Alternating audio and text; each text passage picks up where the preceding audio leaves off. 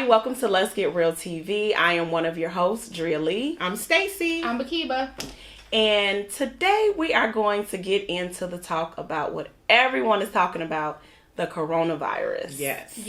That's all we're hearing about, seeing about, and a lot of us are affected by it. If it's not personal, it's through our jobs or people that we've seen or know from a distance. So we wanted to take some time to just talk about it and how it's affecting us and what we know about it. So you ladies have anything you want to share about the virus? Anything personal or anything that you saw on the news? Well, personally for me, I work at a lab, and I know a couple of employees, they went to China to visit their family, and our job would not let them back. They had to get the clearance. So they paid them. They were on paid leave for 3 weeks. Wow. And I was like, whoa, like, this is serious. For a little while, I didn't, dismissed it a little bit, but I'm like, no, this is more serious than I ever thought it could be. Mm-hmm. Oh, wow. Yeah. That's deep. So I know, like, personally, like, with my daughter, she's in club volleyball. So we actually were supposed to go to Indianapolis next week. So they closed that. They stopped it. So they actually don't want you in large groups or venues with, I think it's more than 250 people or so. So definitely the schools closed. Schools are closed. Our governor closed our schools on Friday, so the kids will be out for 2 weeks. 2 weeks. Yeah. So I know they have, not to interrupt, but I know they got some of like the signs for like COVID-19. I know like one of them is shortness of breath. Oh yeah, fever. to know if you have it. A fever, and Shortness of breath, fever, and a cough. Coughing. a cough. Okay. So I do know one of the they have like these exercises that are supposed to help us like determine if we have the symptoms for them. So I know one of them is like if you hold your breath for like 15 seconds. Yeah. And do not cough. So did you ladies want to give it a try? Sure. Let's give it a try. Okay, let's give it a try. Let them know that we're doing fine. Okay, so let's just go. Okay, wait, let's pull up. Oh, we gotta do the real 15 seconds. Okay, Oh, ready? goodness. Okay, wait, and go.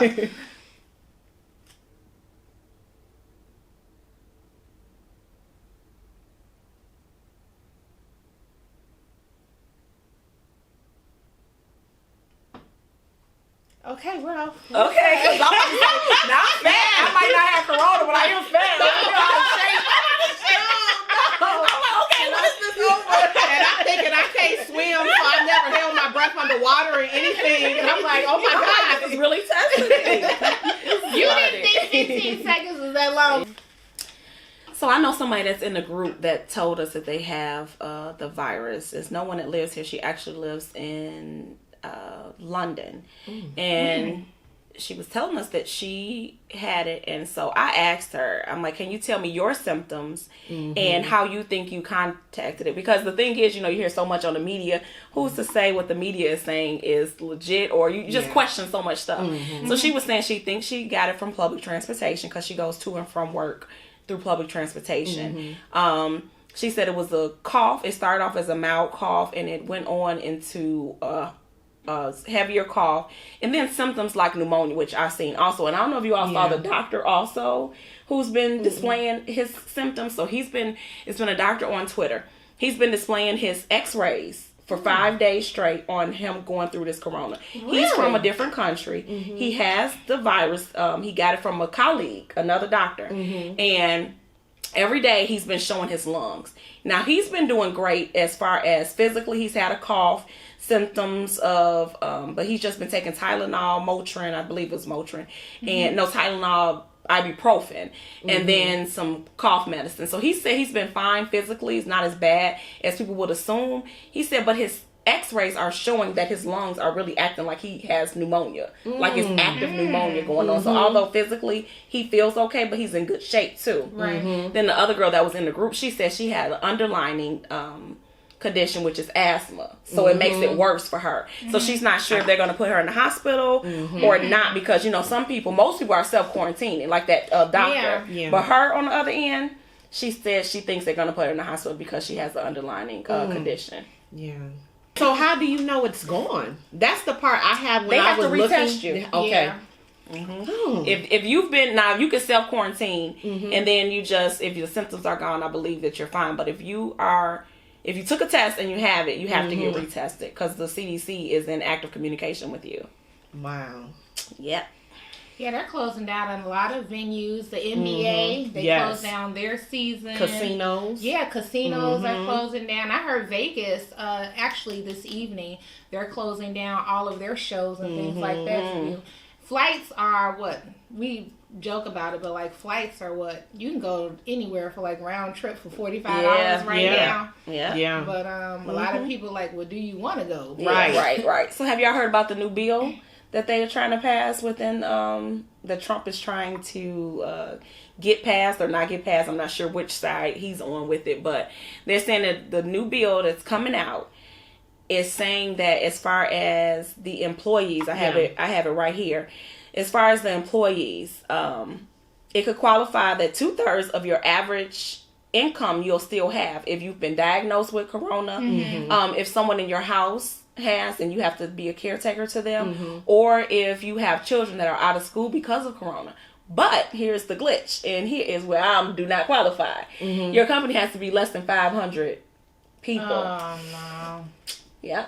Less than 500 people. So at first I was like, oh, well, great, but then when I saw that, I'm like, what? So I don't know if that's, once they do pass it, if that's going to be exactly what it is, but that's what they're saying now. I saw that on NBC News. So. Well, I guess it is beneficial for those people who do qualify, who work in small companies. So if you're self-employed. Yeah, it's a glitch with that. Not a glitch, but it's something with that too, and I don't know if it's here. It's like less than 500, but I think you have to be at least 50.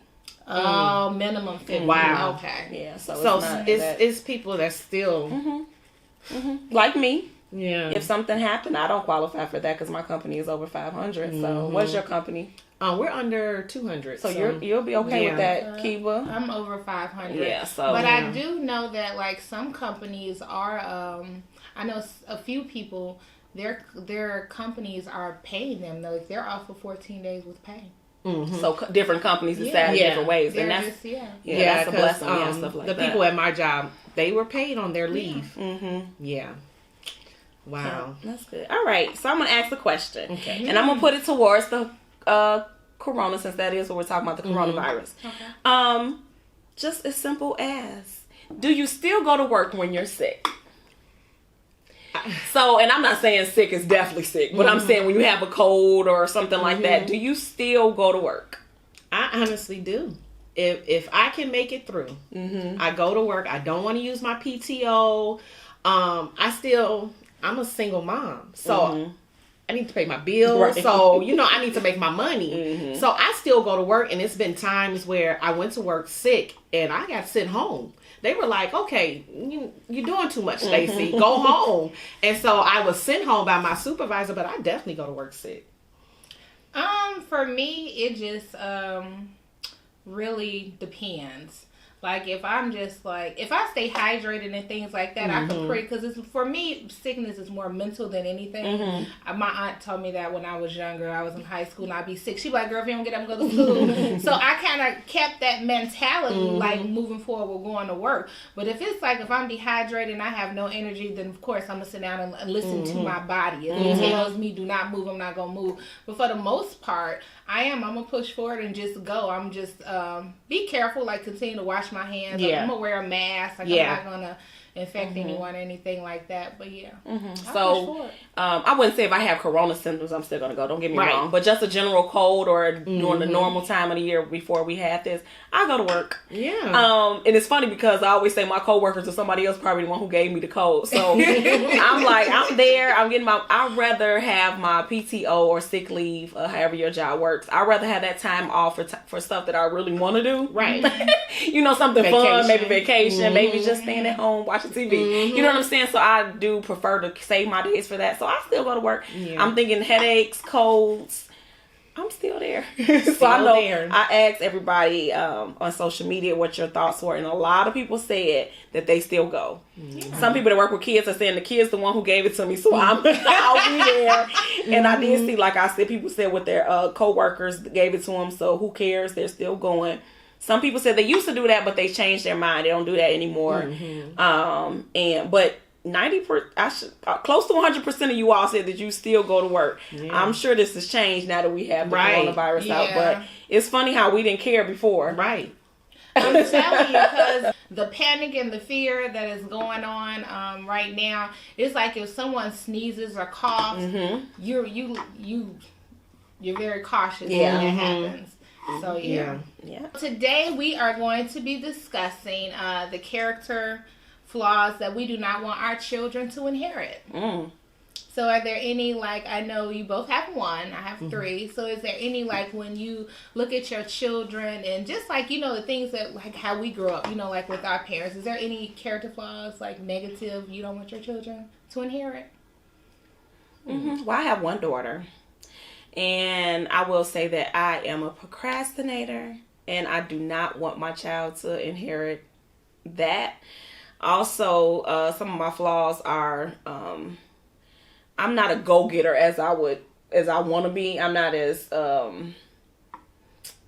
outgoing as my mind would tell me I need to be, should I say. And I do want her, I want to push her into things that she wouldn't want to do normally. You know what I'm saying? So like things like going out for sports, clubs, things like that, being around people in social settings that you normally would be like, I don't know if I want to do that. You know, in your mind, you're saying that'll be fun, but then you kind of get scared, maybe revert to some old ways. I try to push her, and sometimes she gets mad about it. Because I'm like, no, we're going to take these trips. We're going to, I'm going to put you in ballet. I'm going to put you in acting. I put her in everything, y'all. I get that. Well, I have one child. It's a 16-year-old young man. And my number one thing I do not want him to inherit, I hoard my feelings.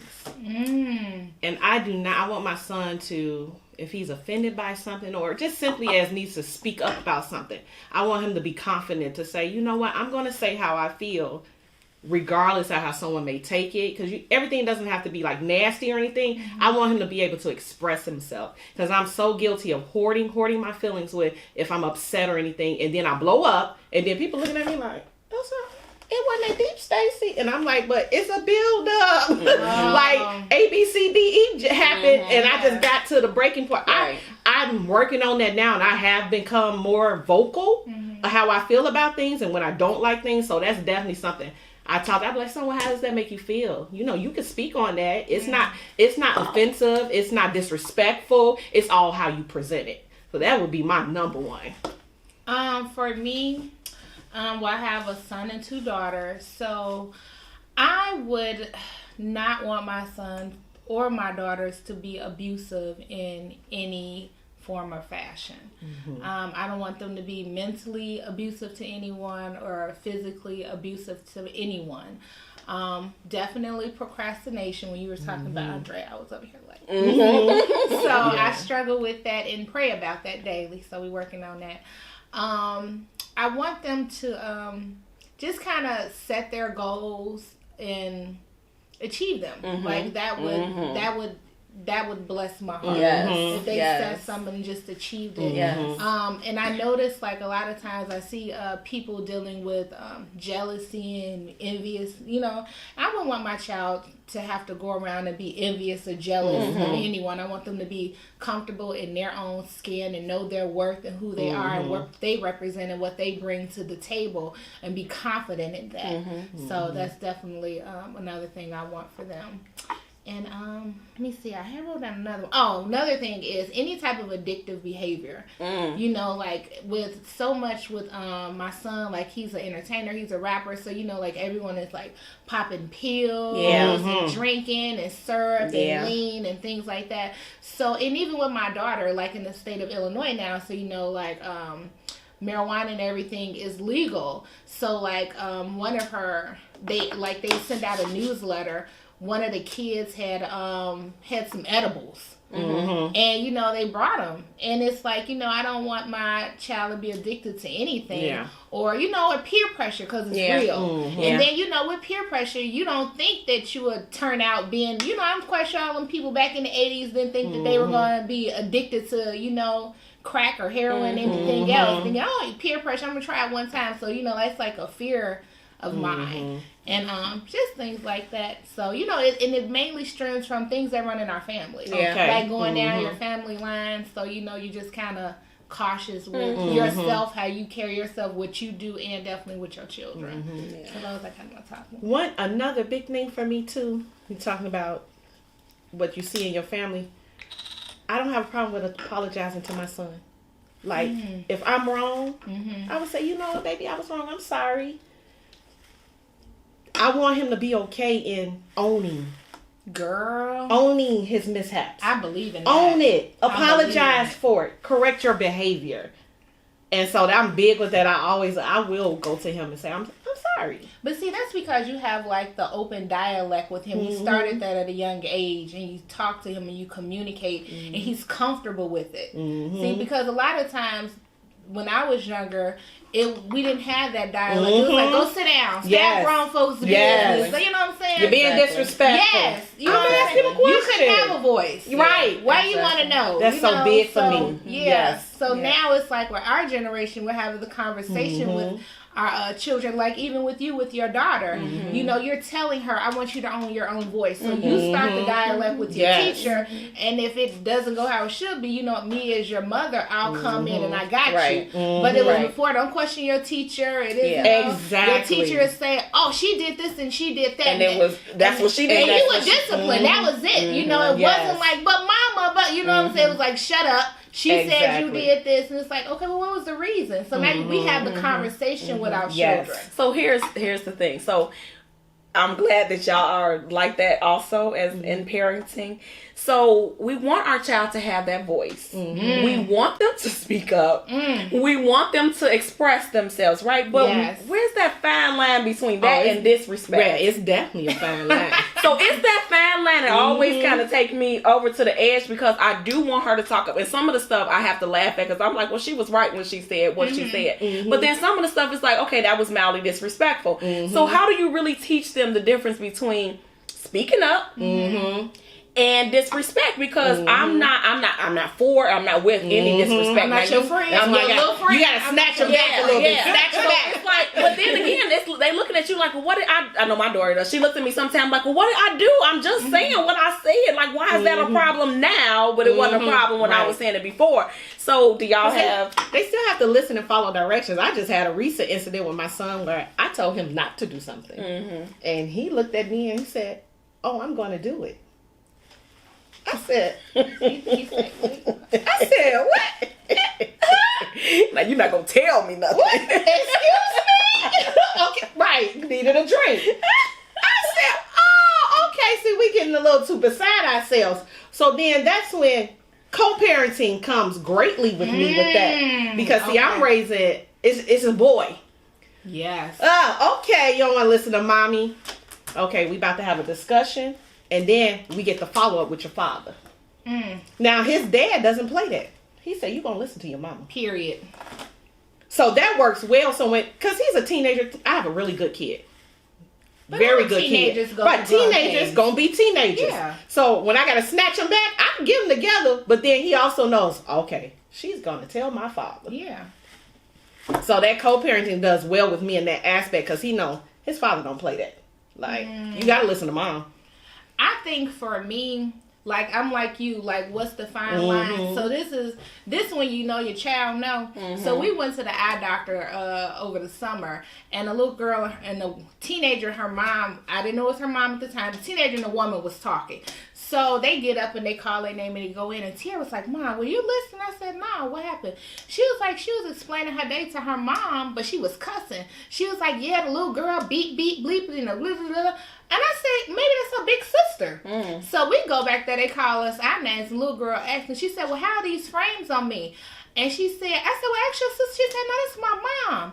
And Tiara looked at me like I told you. So it's like, she knew that you can't sit. We're not friends. Yeah. You're not about to be sitting up here cussing with me, telling me how your day goes. But we did. You do have to. I think it's that conversation, like you said. On Monday, she might be like, "Well, Mom, you know, when I said it this way, you know, you was cool with it, but now it's Wednesday. All of a sudden, I'm disrespectful." Right. Because one thing I learned at a young age is all in your tone and your delivery. Thank you. So if your tone is an octave high, I need you to bring it down. Exactly. And that's exactly what I try to tell my daughter. Sometimes it's like she don't get it. I'm like, look, girl. Yes. It's the way you say it. It's these gestures. It's this rolling in your eyes. It's the facial expression. That's when it makes it different. Because you can ask me anything, but you don't be, why? How? You know, you don't do, your body shouldn't move and twitch. Yes. You know, and that's where that's definitely my problem lies. Exactly. Yeah, I had to slow mine down. You said move too slow. She tried to whip around because she was mad at me, so she tried to move real fast. I said, you better come back and walk. Walk slow. Because then it's like when you fast, I hit her feet. I don't want to hit your feet. I want you to move at a normal pace. Gotta get them back. Gotta get them together. Get them back here. Yeah, I said some of that old school still exists. Yeah. Do any of y'all still put the brakes on your car? What you mean? When they acting up in the car, I be driving. Stumping them brakes so fast. We both jerking in there because I need to let you know. Well, you know, the best way to get any child, young and old, is to what? If you want to piss them off like they did you, it's only one thing you got to do with them. What? Take their phone? Period. Oh, definitely. That's it. When you do that, they shut down their whole world. They confused. They don't know what's going on outside. I'm gonna tell y'all what this. They do. When CJ, when he knows he didn't cut up and I have to pull him back in, he get to cleaning up the whole house. I be like that. He get to washing the dishes, wiping the mirrors down. I be like, oh, now you're sorry, huh? Because I didn't have to wheel you back in. Like, I appreciate that in him as a young man. He know now. You know, when he mess up, okay, I know what to do. He trying to make it right. Because some men don't know. So right. They could care less. I've seen some, and I be like, they be like, Keeban, he's such a. I be like, he ain't do what? He ain't even try. He ain't do nothing. No, Chris will make it right with me. He'll make it right with me. So he don't like me upset. Chris. I like that trait. That's sweet. My baby could care less. She could, but she's a girl. That's the difference between girls and boys too. Like we both in the house with an attitude. All right, ladies. So I have a question. Okay. Now this is something I saw on social media, so you all might have saw it too. But I want you all to comment below what your responses would be. All right. So I'm gonna just kind of like tell y'all what the question is because it's kind of long. All right. So your husband's child, baby's mother. Y'all follow me so far? Yes. All right. So she said that the child is having a birthday party, but you, as in the current wife, is not invited. She doesn't want you there because she doesn't like your attitude. Now, you don't see anything wrong with your attitude. You've never had any arguments with her, any fights. The child loves you. It's nothing wrong there, but she's saying you have attitude and you're not invited. So your husband says, okay, my wife's not invited. I'm not going. So your husband nor you goes to the child's birthday party. So now the family, of course, they're upset. They're like, wait a minute, you should have still came. Even if she didn't want your wife there, you still should have came to the party. So now the question is, should you let your husband go to the party without you? Or should you still go? Or what do you do to make the situation right? Or what do you do? Girl. Gotta sip on that one. I'm just saying. Well, I'll go first. So, clearly, I would encourage my husband to still go. Go to your baby's party. After the party, I would reach out to the mother and have a conversation with her because this needs to be fixed.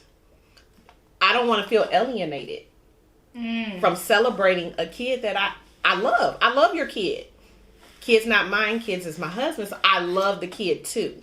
I don't want to feel alienated. I don't want bad blood. Let's meet. Let's fix this. Let's talk about it. Let's see how we can move forward from it.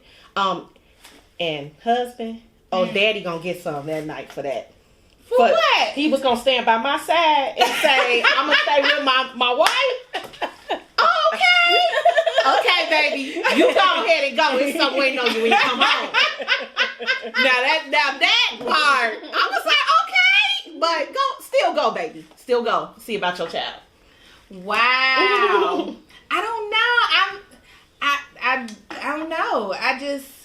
I don't know, because, you know, I'm like you, like, that child is like, what you could say, like your bonus child. Mm-hmm. So I would send him, like, he would have to go. Like, this is this is a milestone in your child's life. And I want you to be there for your child regardless of the feelings that the mother has for me. So we would definitely, and the thing is, you know, is that I always think that women are like us, but some of these women not like us. No. So in my mind, I'm thinking, oh, the wife is this nice, calm woman, and she might be a little ratchet, a little hood, might have an attitude, and the baby mama might be like, you know what, you keep her over there, you know, her attitude and her lifestyle, and I might just not want her over here, because, you know, I want the party to be all about my baby. With no drama. So, yeah, I would definitely send him. I'm like you, I applaud you, baby, for wanting to stand by, you know, my side and be with me. But another thing, he has to have the conversation with her. You know what I'm saying? Because if she got a bad attitude, she may not even want to talk to me at all. So he has to be that middle ground. He has to get us together. That's kind of his responsibility. I'm going to put that on him. He's going to have to do it. He's going to have to take the lead on that. I'm with you. I'm going to let him go. But again, with you saying that, I'm with you.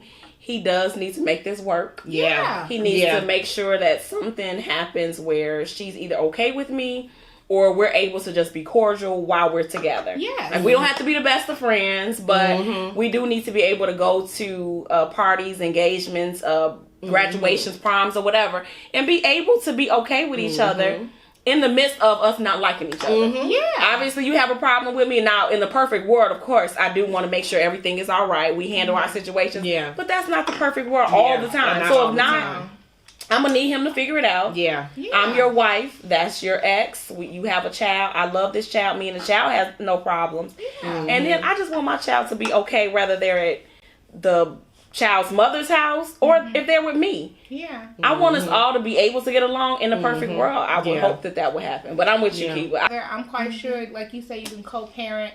And it could be a positive outcome for them and the children, for the child. Because we have to be examples for the kids. Period. Show that even if a relationship doesn't work out, we can still move forward and have a cordial relationship. I mean, it may not have nothing to do with you. So true. 100% to do with her. She might be immature and you know what she's 100% jealous. Yeah. I'm telling you, she still haven't come to grips with, you know, what's going on. Yeah. So you just never know. Never know. So it just is what it is. But Stacy, what you got some encouraging words for us today? Okay, so I want to say, you know, we started off the video talking about the coronavirus. I want to say, just be encouraged. Don't let this put a damper on your joy. Okay, this is a real situation that's happening. We can't control it. We can do our precautions to try to, you know, keep it away from our homes. But enjoy your time now. If you get time off from work, celebrate that because you're going to get paid. Spend this time with your kids. Watch a movie. Play a game. Play a board game. Some cards. Just invest. Take this time and take advantage of it. And look at the positive note on it. If you can find that silver lining, that's what you focus on. So just be encouraged. Aww. All right. Well, thank you for joining us again. Let's Get Real TV family. Please like, comment, and subscribe and share. And I want your thoughts on that question. So comment below. Comment. You all are the co-hosts. Comment. You know their views is going. It might be way different than ours. Definitely. Like you said, some of them be like, nah. Yeah. So I want to hear everything. I want to hear your no's. I want to hear your yeses. I want to hear all of it. So. All of it. All right, ladies. All right. Until next time, let's get real. TV.